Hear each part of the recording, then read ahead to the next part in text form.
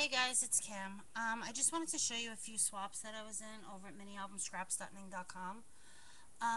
So we were in an ATC swap, and you had to make 9 ATC cards. I know I have 8 here, but my dog ate mine, which you send 8, you get 8 different ones back, and you kept the ninth one because you're going to put them into the pockets. But as I said, my wonderful puppy ate my ninth card, which was mine. So, yeah. Alright, so let me see. The bird cages, I put the Rub and Buff on, the antique gold, and these are from Gina's Designs, and I took some twine and wrapped it around, and I had an ATC card, which I did blue on the back, and then like a browns and on the front with some blue, the Tim Holtz Distress Stains, and then I took the postcard that Gina, actually from Gina's Designs, sent me. I cut it out, and then I fussy cut the bird, and then I printed it out again, and I put it on top, and I pop-dotted the bird, so you can see like he's pop-dotted. And I put them in these protective covers, so this way when they get them, they could just slide them into their case. That's the first one. Then I'm actually hosting a dress form swap, and this month we decided to do ball gowns. So I had Gina cut the ball gowns. She's amazing. And Gina cut out the ball gowns, and I took lace on them, and then I put this is from the All Dressed Up stack. I cut these out, and then I put the dress form on, and I put a little butterfly I got from Wild Orchid Crafts, and I put a little Recollections bling and a nice pink sheer top, and then I put some pink bling down here and some pink bling up there. So yeah, I love how this came out. Oh, and I sprayed these with the Lindy Stamp Gang. Where is it? It's this one. It is the Lindy Stamp Gang. This one, the pretty and pink.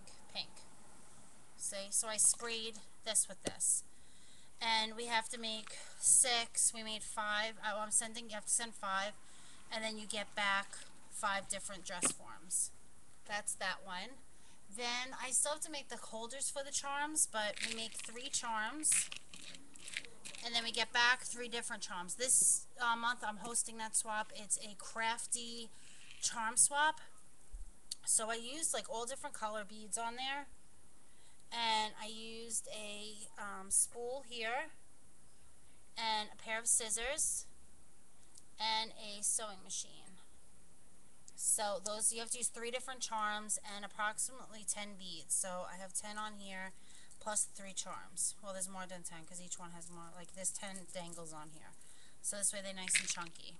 So this is my charm swap for there. So I'm getting ready to get those out in the mail. And then last one for this month, I'm in a stick pin swap. And what was this month's theme? Oh, it had to do with flowers. We had to have some flower incorporation on the bead. So I did out front, like you see this one has like the flowers on front. I cut it with a Martha Stewart die. And then I did 3, you're supposed to send in 3 stick pins, 3 sets of 3. So on this one is a bead, and it has a flower there in the middle. This one here has the flower on this one, and this one here has a flowered spacer. So I just made the holder really simple. It's a simple holder, and that's it. So those are my 3 stick pins for my stick pin swap. And what I wanted to show you guys fast, because I have a few minutes, is how I did my dress forms. Because a couple of people on the site are having a little bit of difficulty with the dress forms. Gina, as I said, cut out this template. Well, it's a chipboard thing here. See, it's chipboard. So she cut it out, and how I did them is I have like lace like this, and it looks like this. Hold on, let me get it to the beginning. Here we go. Okay, Amy made a mess. Okay, so it's just the ruffled lace, like this. Okay, so what I did was I started at the bottom of the dress form. I took the hot glue and my hot glue gun, which looks like junk, but it's okay, and I made a bead of hot glue along the bottom. And then I took the lace and I took it and I went like over the hot glue and like held it as straight as you can. I mean, down here it kind of doesn't matter, but as you get up higher, you don't want it to be like all over the place. And then I just cut it. I tried to keep it as close because why waste lace? You're going to cut it off anyway when you get to the back. So then I got to the second one. Okay. And then I did the same thing. I took the lace, I laid it down, and like squished it in there. I know squished is such a technical term, but that's the one I use. And cut it off. And I just like, I did it like, I don't know, like that far apart. So this way it's able to, you have enough that you can get it on there. But you don't want them too close because then it starts looking like a too Chi-Chi Moran dress instead of like a pretty ball gown dress. Okay, and then just keep going up. And then you just keep moving and shaking. It doesn't take, I mean, it took me last night a little bit of time, but I was on Skype and it kind of, I was talking to my friends and it kind of made the night flow. And I got it done. I was so happy. I was like, thank you, Jesus. And I was able to get it done. So you just continue like the whole way up. And you gotta, I mean, it's, you can't be chintzy because then it will look like a hoo-ha. You want it to, you know, come out and look really pretty. And, you know, you could keep it white. Like, say if you had to do like a wedding dress card, this would be perfect for like the front of a like a card for a wedding or something like that. This would be perfect because you can make it as, you know, it's, this one's white actually. I might just keep it white just because I might not spray this one because actually a friend of mine is getting married and I might end up using this for her front of her wedding card. And that's it. You just keep going up and, you know, until you get up as high as you want to go. And you are able to, you know, get it the desired length. I guess if you wanted to, you can cut the strips prior to it, like, and line them up or something. I don't know. But I tried to, I mean, this is the way I did them.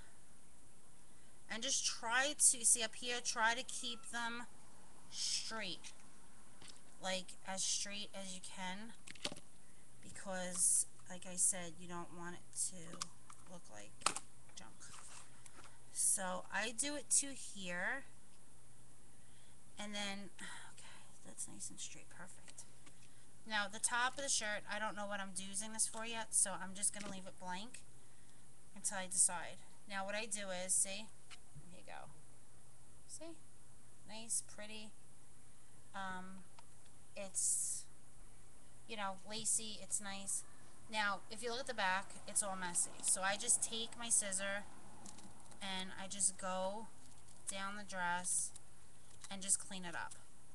See? 1, 2, 3. And it looks really pretty. And it looks, I think it comes out really nice. I love this dress.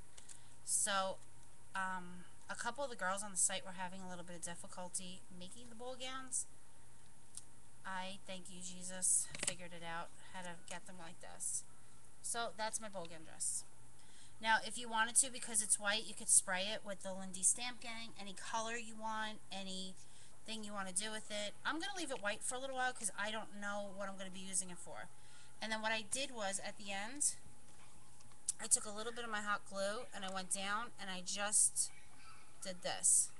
See? And just, I put a little bead and I just rubbed it along. So this way the ends never came up. So I did that to both ends because you don't want it to, God forbid, I mean it is lace, you don't want it to come apart. And that's it. pretty easy, pretty simple. Not, as they say, not rocket science.